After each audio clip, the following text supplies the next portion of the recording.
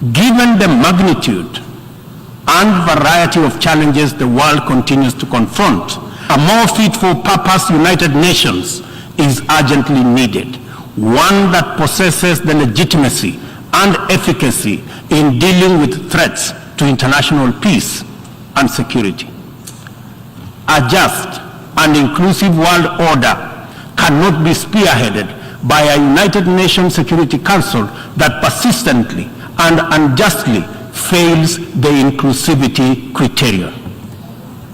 Similarly, threats to democracy will not be credibly resolved by an undemocratic and representative Security Council. It is vitally important for this critical institution to reflect the values it is entrusted to protect, to defend, to uphold on behalf of humankind. We welcome the call by President Biden this morning for the expansion of the membership of the Security Council as a significant step in the right direction, and we look forward to building consensus for the actualization of the same. The COVID-19 pandemic severely disrupted health systems, seriously challenging the implementation of programs that are vital for the realization of health-related sustainable development goals. To place us firmly back on track and accelerate our progress towards these SDGs targets, it is imperative for us to foster sustainable partnerships between governments, other state actors, the civil society, and the private sector.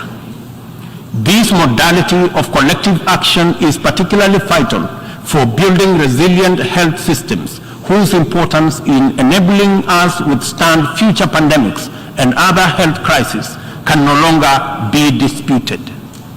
For this reason, Kenya will continue to strongly support the development of legally binding World Health Organization international instrument to anchor global solidarity and promote equity.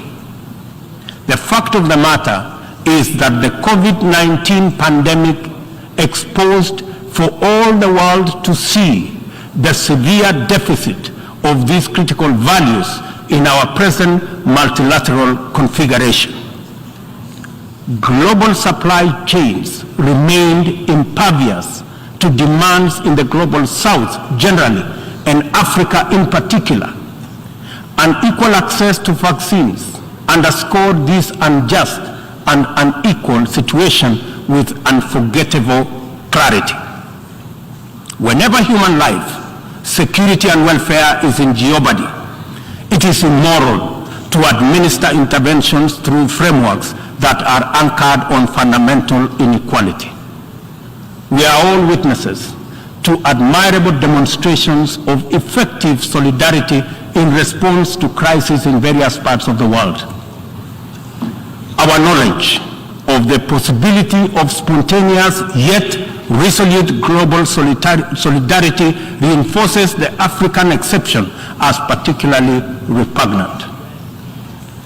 From genocides and civil conflict to famine and pandemics, the African continent is consistently left behind to bear the brunt of weak solidarity and disastrous failure of multilateralism.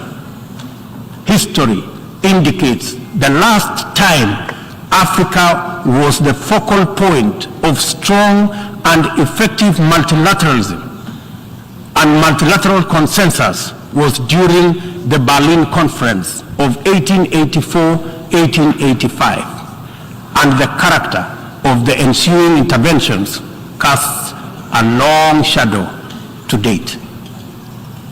Not to put too fine a point to it, the failure of multilateralism during crises which relegate the people of Africa outside the cycle of moral consideration and normalizes humanitarian neglect and other casual injustices are failures of humanity. Nothing about Africa, and I say nothing about Africa or its people makes it acceptable for this type of failure to persist in this era. And we have an urgent moral duty to do better and to right